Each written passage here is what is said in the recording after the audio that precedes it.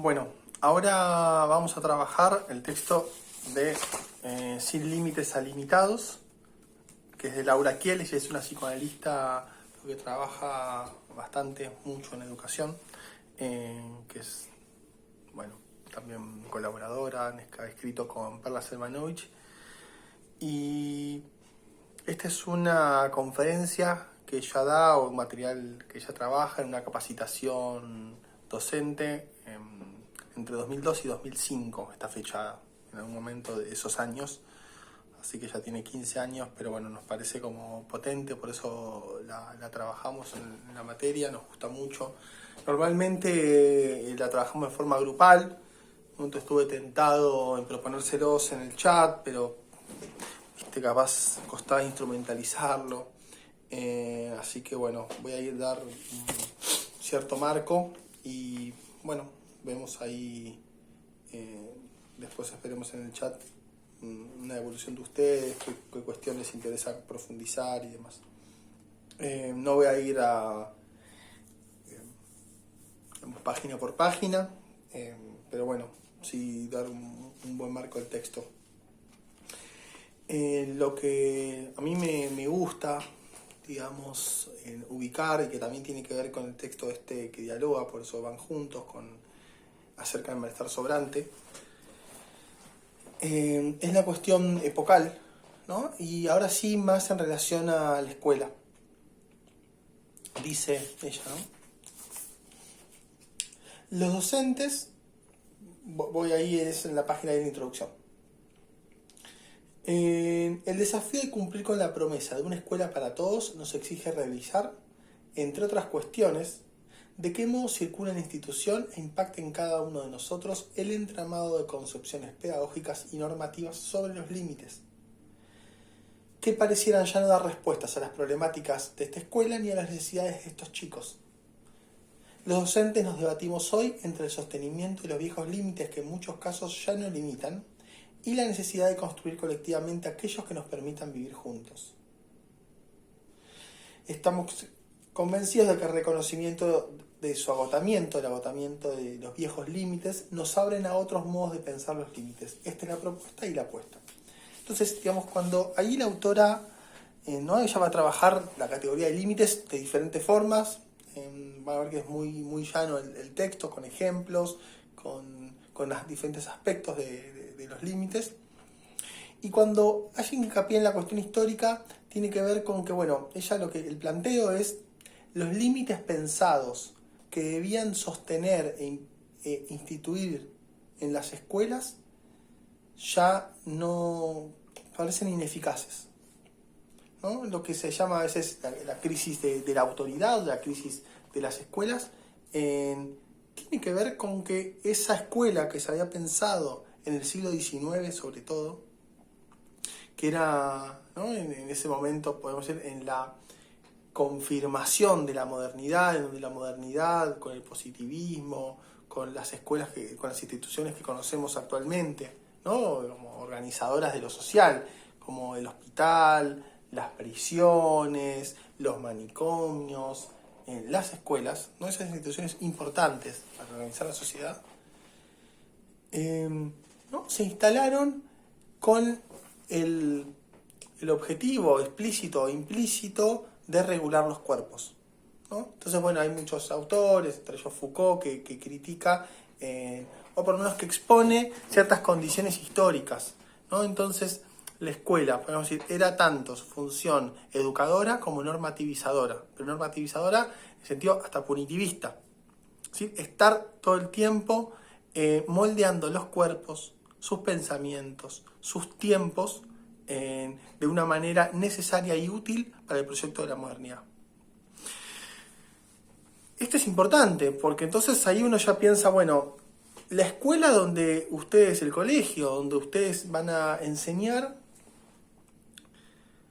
fue creado hace 200 años con reglas y con lógicas que ahora ustedes tienen que traducir con personas distintas a los jóvenes, a los pibes y pibas de aquella época, ustedes siendo distintos, y la institución siendo distinta en el sentido de que la sociedad, vía el neoliberalismo, vía que la caída del Estado benefactor o del proyecto social que íbamos a hacer cada vez mejores, cuando ese sueño se cae, entonces la escuela ¿para qué? ¿No? Estos límites que las escuelas de aquellas épocas, y que ahora muchas se empeñan, ¿no?, en sostener, ya no limitan, ¿no? Ella ya parte de esa premisa, ¿no?, que los límites desde el lugar disciplinador se vuelven ineficaces.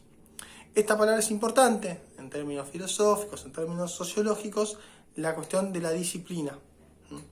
Porque Foucault, que fue de los más importantes, que habló de esto, y otros autores muy interesantes, no sé si lo habrán visto en alguna materia, Michel Foucault, que fue un filósofo, historiador, de 1920, nace él más o menos, y después él tiene el texto muy importante, Vigilar y Castigar, donde ahí habla de las escuelas, de las diferentes instituciones modernas. Es un texto del 70, más o menos, de 1970.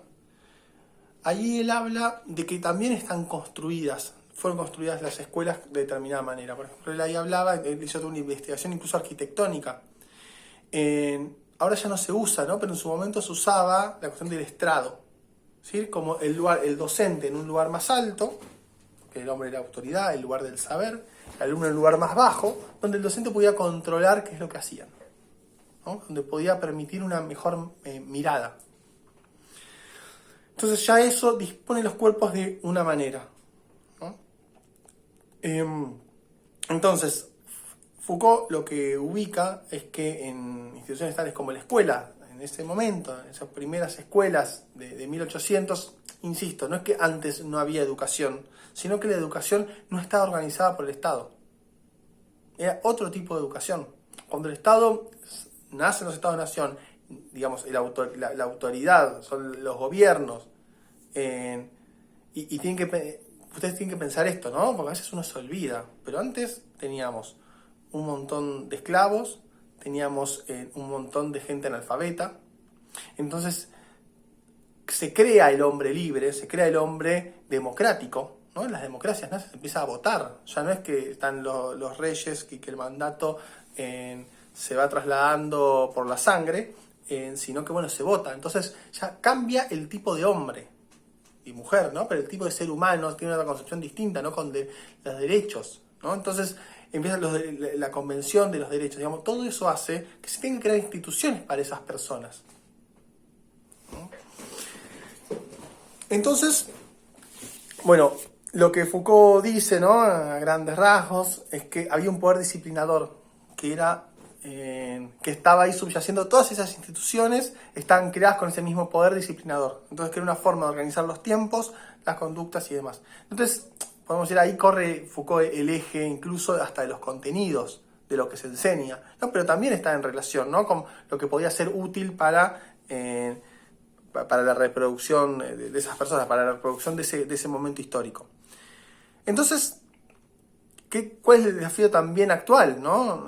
Pensemos que la escuela secundaria se vuelve obligatoria en Argentina hace poco, relativamente poco. Entonces eso también trae aparejado una serie de consecuencias muy grandes, que si bien en la década del 2000, ¿no?, se crearon muchísimas escuelas, siguen sin ser suficientes para contener, albergar, dar respuesta a una gran cantidad de jóvenes.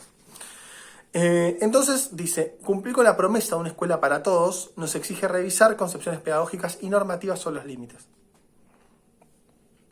Entonces, dice, la preocupación de Kiel es: tenemos el riesgo de quedar atrapados en un círculo vicioso, de manera que cuanto más muestren los viejos límites su debilidad para regular la convivencia, más tendamos a aferrarnos a los mismos. Cuando hablamos de los viejos límites, no sé la experiencia de ustedes, a qué tipo de escuela fueron, ¿no? Pero pensemos en esos viejos límites donde a la autoridad se la respeta. A la autoridad se hace lo que dice, porque la autoridad siempre tiene razón. El límite se impone, no se construye, ¿no? El límite, digamos, las autoridades, las viejas autoridades, no tienen que andar explicando de por qué sí, por qué no.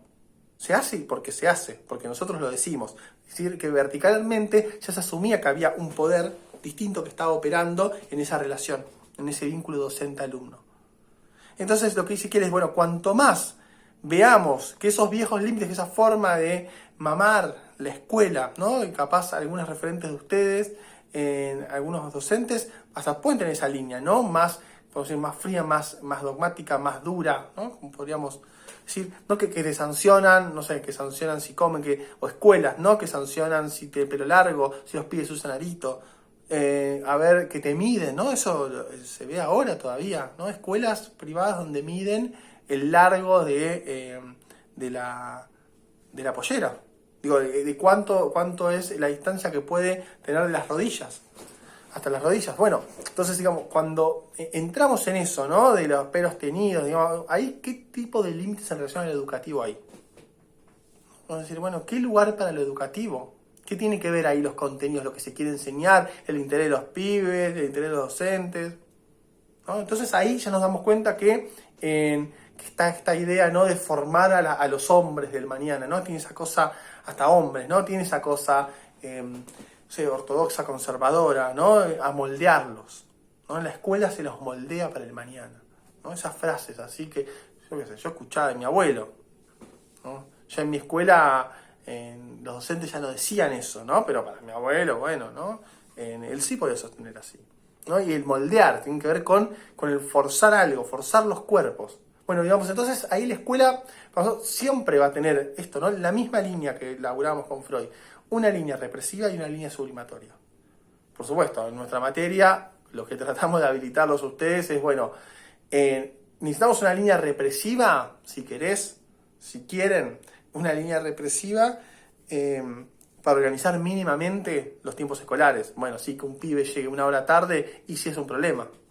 Es un problema. ¿Pero por qué es un problema?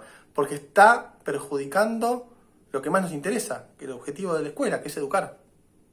Entonces, lo que tendríamos que pensar es qué límite sostener para que los pibes se eduquen y ya no tanto qué límite sostener porque sí o porque la institución así lo requiere o porque la autoridad así lo dice, sino ¿para qué? Primero tenemos que pensar nosotros, bueno, ¿para qué sostener? ¿Qué límite sostener? ¿Qué nos importa que el pibe venga con el pelo violeta, pelo verde o el corte rapado, ¿no? Pulcro, impecable, ¿no? ¿Qué nos importa a nivel educativo? ¿Qué nos importa? No nos puede importar eso. No guarda ningún tipo de relación. Entonces, a lo que nosotros nos orientamos acá en nuestra materia es, bueno, a pensar, bueno, qué límites están orientados al educativo y cuáles no. Cuáles son, si se quiere, parte de esos viejos límites que están más orientados a ese poder disciplinador que tiene que ver con domesticar a los cuerpos, a las personas. Entonces, primero se trata de reconocer que por esos límites están agotados. Bien, ¿qué es lo que propone Kiel? Dice, ya lo dice el mismo título, ¿no? El límite como frontera entre lo prohibido y lo permitido, ¿no? Y ahí vuelve a retomar la cuestión de, volvemos, en realidad ya retoma, nosotros volvemos a pasar por el malestar en la cultura, ¿sí? ¿Qué tiene que ver con, bueno, básicamente con lo que veníamos diciendo antes, que la cultura necesita, digamos, ¿no? Para sostenerse necesita reprimir, en el sentido necesita algunas prohibiciones para poder mantener una vía en común. No sé. Nosotros bancamos la prohibición de hacer del otro cuerpo algo que esa persona dueña de su cuerpo no quiera, ¿no? Bueno, nosotros necesitamos poner un límite, ¿no? Incluso pienso en las aulas, ¿no? Cuando hay algunos golpes, algunas cosas, ¿no? Uno tiene que estar pendiente, no sé, por ejemplo, ¿no? Hay pibes pegándose, como jugando, hay una escena que tenía que ver con eso, ¿no? Pibes jugando a pegarse, ¿no? En el hombro, ¿no? Típica, varones ahí, viendo a ver quién se pega más fuerte en el hombro. Eso nos puede parecer una boludez. Ahora, lo que también ahí podemos ver es, bueno, los chicos también tenemos que pensar cómo intervenir, ¿no? Ahí, si es, no pueden hacer eso porque acá juego de manos no se puede, no parece una respuesta. El problema ahí es que los chicos están eligiendo jugar a eso, ¿no? Y es ahí un borde que nos pone a nosotros en conflicto. Bueno, ¿qué hacemos con esos pibes? ¿no? Están en recreo jugando a ver quién se pega más fuerte en el hombro. Lo puedo mirar como, qué giles, le podemos hacer algún chiste capaz, ¿no? Ahora, ¿no? Anular su juego, ¿no? Cuando ellos todos están respetando con un acuerdo, se están riendo, ¿no? Porque muchas de las escenas son esas. Ahora, si nosotros vemos que hay una situación que potencialmente puede ocasionar discordia entre ellos, bueno, ahí sí nos importa. ¿Por qué? Y ahí sí tiene que ver con lo educativo. Porque pibes que están enquilombados se pegan. Pibes que se van a pegar, se van a desviar de lo educativo. O de pasarla bien. Nadie tiene ganas de estudiar cuando estás enojado con alguien. Estás pensando en el enojo, que querés pegar, que estás enojado, que estás angustiado. ¿No? Entonces, ¿cuál es la base de, si quiere, de Freud? Es que la represión es necesaria para proveer luego satisfacciones sustitutivas. Es decir, que es necesario algunas prohibiciones para después posibilitar algo. Dice Kiel, ¿no? En momentos en que este pacto cultural se debilita o queda puesto en cuestión, tal como ocurre en la actualidad, los adultos nos enfrentamos con la falta de consensos para justificar o aportar sentidos a los no, por el lado de lo prohibido. Los niños no se encuentran con un mensaje claro y coherente que facilite el proceso de apropiación y subjetivación de los límites. ¿No? Porque venía diciendo que cada sociedad construye un sentido y alguna fundamentación para refrendar a qué cosas decir que no. Eso tiene que ver con un pacto social, dice. ¿No? Que hay algunas sociedades que el no pasa por esto, en otras el no pasa por esto otro. Ahora, en momentos de crisis, podemos decir como momento de crisis simbólica, de cierta desorientación, no es que no valga nada, no es que los pibes ya no respetan ningún límite. Bueno, habrá alguno que le cueste más, eso seguro. Pero eso de las frases, por favor no las repitan, los pibes que no respetan ningún límite. No, bueno, hay que ver qué límites no respetan, qué límites sí. Entonces, en esos momentos es donde más nos desorientamos de, bueno, entonces, ¿en dónde poner el foco? ¿Dónde decir que no? Entonces, para eso, ella, ¿no? Se mete con una respuesta de acuerdos institucionales. Que tenemos que dar acuerdos institucionales. Es decir, que hay como cuestiones que es importante acordar entre los adultos. Entonces, por ejemplo, ¿no? Ahí pone en cada apartado va poniendo diferentes ejemplos y uno es, típica. Pibes que que es una docente quejándose porque los pibes están comiendo en su clase, entonces ella dice que si están comiendo se dispersan. No lo sé. Me preguntan a mí, no, para mí está bueno. Yo cuando tengo reuniones hasta de laburo, siempre llevo algo para comer, para mí te pone más contento. En general uno hasta está más enganchado para prestar atención. Pero bueno, entonces hay otro docente que dice, no, a mí no me pasa, yo sí les digo comer, bueno, ¿no? Entonces ahí lo que está fracasando son los acuerdos institucionales. Bueno, ¿se puede comer o no se puede comer? ¿Para qué? ¿Por qué? Porque los pibes ahí no encuentran un mensaje claro, viene a decir.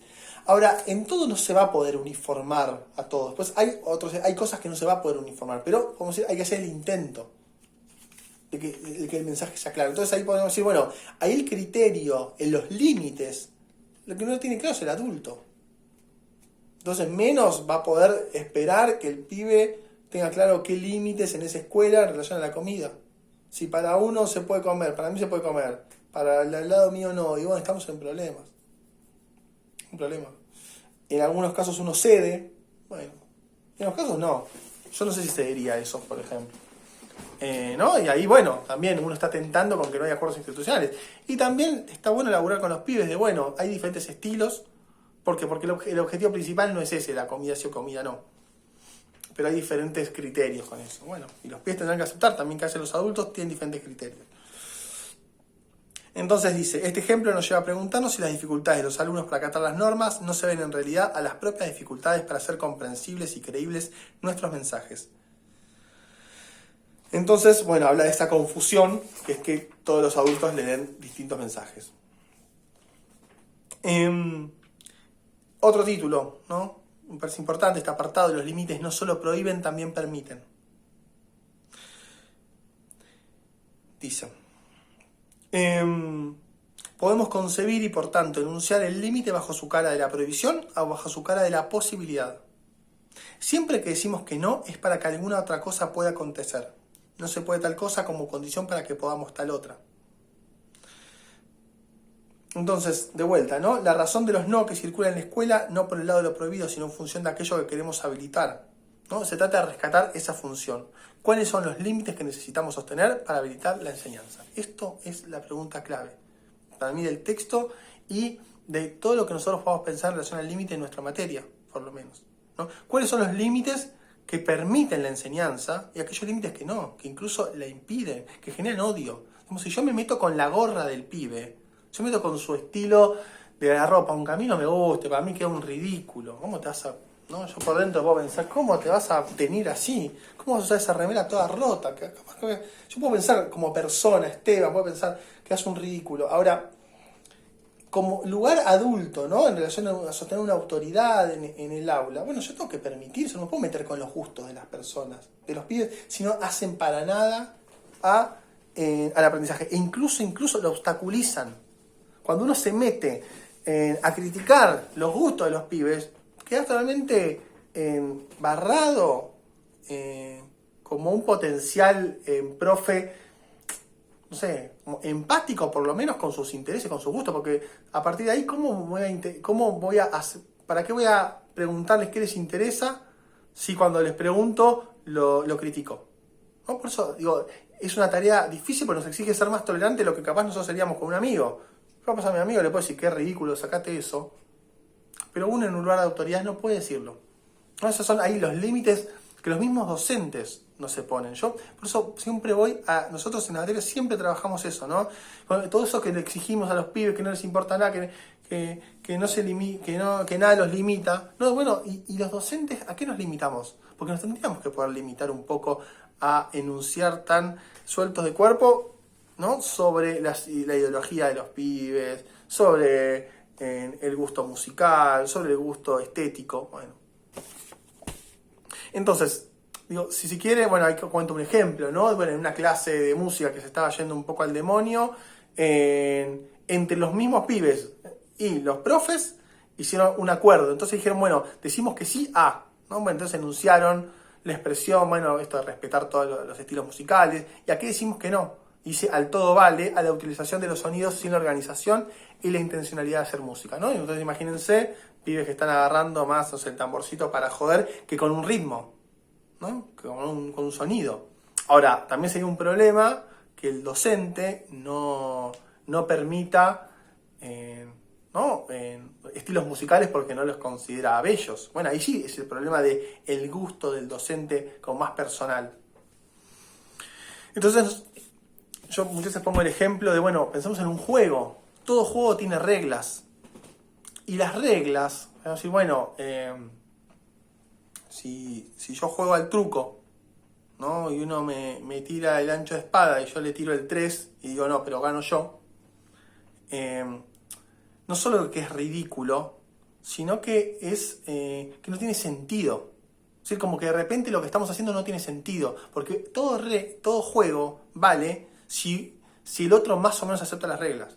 Si yo estoy jugando al fútbol con amigos y de repente tengo la pelota, me la van a sacar, la agarro con la mano y la meto en el arco, me van a mirar como un gil, pero además de eso, me van a... ¿no? Voy a quedar como por fuera del acuerdo, del pacto social en esa cancha de fútbol, que el único que la puede agarrar con la mano es el arquero. Y si no es full. En todo caso, bueno, si hago eso, me cobran full. Ahora, si yo no quiero aceptar darle la pelota para que ellos saquen el full, bueno, de vuelta, ¿no? Bueno, no llamen más este loco que no se puede jugar con este pibe. No entiende las reglas. Porque ¿qué pasa cuando no se entiende, cuando no se comparten las reglas? Pierde gracia. Digo, todo juego necesita unas reglas para que sea divertido. Entonces, en ese sentido, bueno, es un no que habilita un sí. Es decir, por eso ella muchas veces, digo, Kiel lo que está planteando es eso, ¿no? Que todo no nos tiene que habilitar otra cosa. Ahora, el poder disciplinar a veces es no por el no. O puedo decir, es no acepto que ese pibe, esa piba tenga el color violeta en el pelo, porque sí que quiero habilitar es que sean personas rectas. Y para mí personas rectas son personas de bien, que tienen su mismo pelo, que tienen el pelo y que no se lo tiñen, ¿no? Y que lo tienen corto. Bueno, eso es todo es decir sí a todo un contenido moral. y de vuelta, ¿no? De crítica, de achatamiento de la subjetividad. Entonces, después dice, en otro apartado, un cambio de preguntas que abre posibilidades. Acá retoma lo de la función disciplinadora, del poder disciplinador, está así, ¿no? Está dicho así. Cuando esta concepción de los límites era coherente con el modo de ejercerlos. Esto, ¿no? Esto me parece importante. La palabra límite suele acompañarse del verbo poner, como si ambos términos fueran indisociables. Cuando afirmamos que a los chicos les falta límites o que no los tienen, lo estamos haciendo desde cierta representación de los mismos, asociada a la imposición, a la obediencia y a la prohibición externa. Es interesantísimo esto. Es decir, esta idea de poner límites, no como si los pudieras poner y sacar. Justamente cuando se ponen límites, muchas veces a través de la violencia, eso no limita. Si se quiere, eso genera miedo. Cuando el pibe o piba deja de hacer algo porque tiene miedo, eso nos genera una noción simbólica del límite. ¿Por qué? Porque una noción simbólica, podemos decir, vital del límite, tiene que ver con el límite como cuidado, o en todo caso, poner un límite para que pueda ocurrir otra cosa. Esta concepción de los límites era coherente con el modo de ejercerlos antes. La escuela resultaba eficaz en lo que asumía como su función disciplinadora, es lo que les hablaba del poder disciplinar. Ya sea a través de un adulto en pleno ejercicio de su poder para premiar, castigar, vigilar, corregir o sancionar, a través de una institución altamente estructurada. Foucault, lo que le decía, ¿no? La escuela como vigilancia y castigo. ¿No? ¿Recuerdan? Digo, hace 40 años, no, un poco más, 60 años, estaba permitido pegar en la escuela. ¿No? Entonces, bueno, algunos dicen, ¿no? Bueno, tampoco pegarles, pero, ¿no? Bueno, ¿no? Y cuando hacen mucho hincapié en que la sanción va a poder resolver la conducta, no, se ve tampoco que no. Por supuesto que hay sanciones que son necesarias, ¿no? No es que estamos diciendo que no se puede sancionar a los pibes por nada y demás. Pero tienes una sanción con mínimo de construir otra cosa. No puede ser sanción en sentido del castigo, ¿no? Es como, bueno, que es lo que sucedió con las cárceles, que en un momento a veces se vendía como que la sanción implicaba en cierta, no me sale la palabra, ¿no? Pero cierto aprendizaje de la conducta como errónea, y entonces van a salir mejores personas. No, por cómo está armada la cárcel, salen con más bronca, salen derrotados, digamos, ¿cómo se llama? De reeducar, digamos, ¿no? Están lejísimos de eso. Bien, la obediencia ha dejado de ser considerada una virtud o un fin en sí mismo, y por lo tanto la escuela ya no provee los medios para formar niños obedientes y sumisos. ¿No? Me parece clarísimo esto. Otros modos posibles de concebir los límites que ya no se justifiquen en el por qué no, sino se sostengan en el para qué sí. Por eso es importante, incluso uno lo ve con los pibes chiquitos, y cómo se quedan tranquilos cuando uno les da, si querés, una elección, ¿no? Supongamos, ¿no? Mi hija, ¿qué me decía el otro día? Bueno, no sé, no sé, 12 del mediodía, ayer, tenía un huevo Kinder, bueno, papá, quiero huevo Kinder ahora no podés, después. No, ahora. Entonces yo ahí lo que le dije es, bueno, pará, ¿y qué querés comer? ¿No? Entonces te planteo de otra manera, bueno, comemos esto o esto. ¿No? Y ya en esa situación, le estoy diciendo que no es huevo Kinder, ahí, ahora, en ese momento, es huevo Kinder, ahora no, después sí, pero eso tampoco bastó ahí. Era, bueno, cuando ella eligió qué podíamos comer, ya no era otra disposición del cuerpo, porque ella en algún punto fue escuchada, su deseo, algo de su interés fue escuchado. Bueno, pasa un poco por ahí, ¿no? En el para qué sí.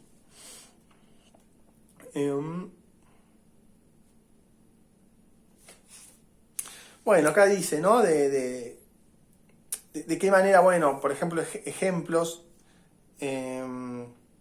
Una docente de inglés donde están golpeando los bancos y demás, y que no había manera, ¿no? de aquietar los cuerpos, dice, bueno, les propuso representar una obra de teatro en inglés.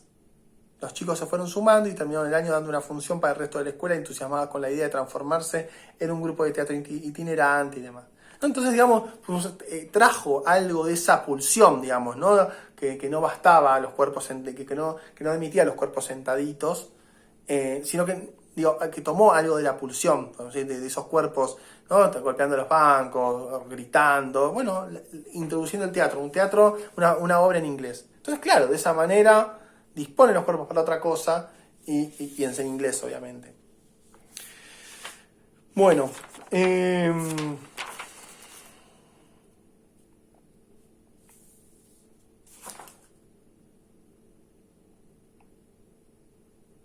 bueno, de vuelta, ¿no? También se mete siempre criticando esta idea de poner límites, ¿no? Porque también esto nos ubica a nosotros como un lugar, como un adulto que es capaz de tenerlos o sacarlos, ¿no? Porque uno dice, bueno, si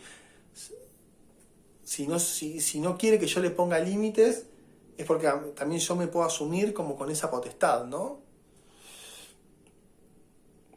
Entonces, digamos, una forma que no es solo para decirlo, para ser correcto y decirlo bien, sino como para hacerlo carne, ¿no? No es algo que yo impongo, no es algo que yo someto al otro, porque si no los límites es solamente una cuestión de sometimiento. Bueno, yo tengo que buscar la manera de convencer. Sí, hay un lugar, no somos lo mismo adulto, joven, ¿no? Docente, alumno, no somos iguales, pero tiene que haber una manera que no sea a través de la imposición, porque la imposición implica solamente la dominación. Entonces, en el sentido, si yo triunfo, también yo triunfo a costa de cierto temor que infundo, o cierto, ¿no? O eso, ¿no? Como ese respeto de esa autoridad, pero que me parece que no construye mucho simbólicamente. Capaz yo le veré mi cometido, que el pibe se quede callado, pero capaz el pibe se queda callado, ¿no? Porque estaba hablando y yo lo retengo algunas veces o lo amenazo con que lo voy a sancionar, pero no me escucha en toda la clase. Entonces ahí de vuelta, ¿no? Es un límite que va en contra de lo educativo.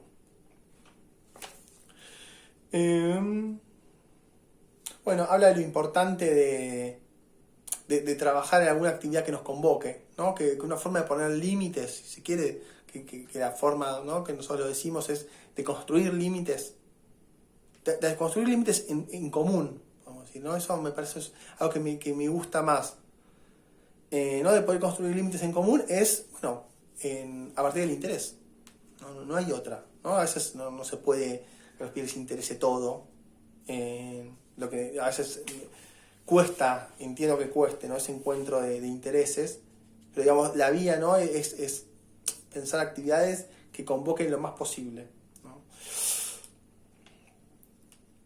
Por eso digo, no tiene que ver en el por qué yo lo digo o por qué eso es así, y ni siquiera tampoco tiene que ver, es interesante, ¿no? Con la decisión mía como Esteban, ¿no? Sino que también poder transmitir que hay algo que nos excede, ¿no? Que la ley nos excede a todos. Y por eso lo complicado cuando los mismos adultos encargados de poner los límites son los que no se limitan.